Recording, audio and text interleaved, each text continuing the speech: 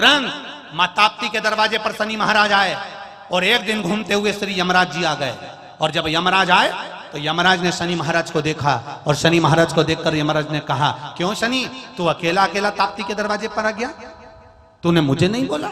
शनि ने कहा, भैया मुझे जीजी की याद आ रही थी, मुझे बहन की याद आ रही थी, इसलिए मैं ताप्ती से मिलने के लिए आ गया था।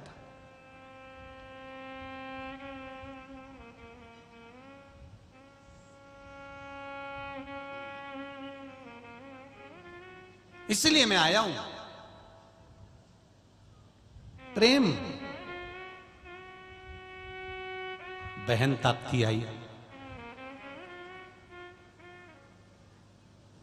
जैसे ही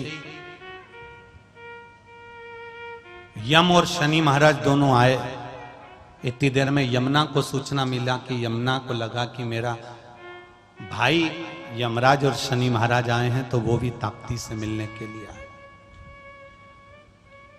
जिस हस्तिनापुर में यमुना नहीं थी,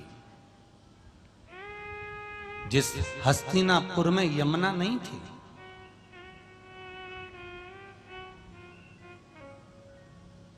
जैसे ही शनि महाराज और यमराज आए और ताप्ती ने देखा, भैया आप दोनों बात कर रहे थे, इतनी देर में यमुना जी का आगमन हो गया। यमुना ने कहा, ताप्ती तूने दोनों भाइयों को बुलाया, मुझे नहीं बुलाया।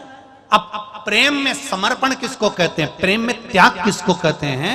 ये माता ताप्ती, यमराज, शनि महाराज और यमुना की कथा का स्मरण करिए, भाई बहनों की कथा का स्मरण करिएगा।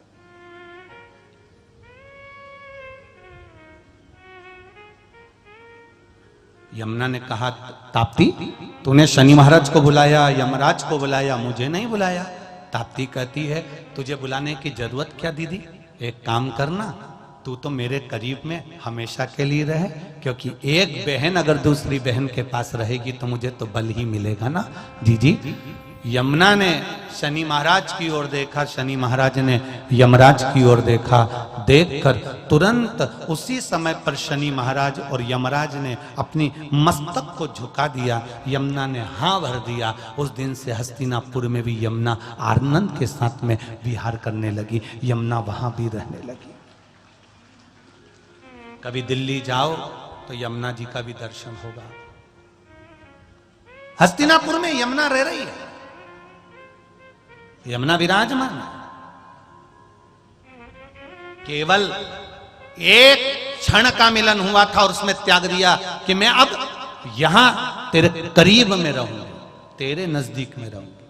त्याग, प्रेम में त्याग होता है, प्रेम में वात्सल्यता होती है, प्रेम में करुणा होती है।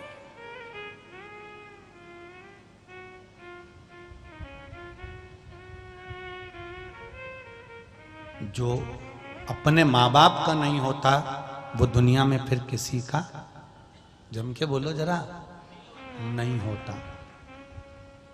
माता पिता के अनुसार अगर रहोगे तो जीवन का एक सुख आपको अपने आप प्राप्त हो जाए, अपने आप।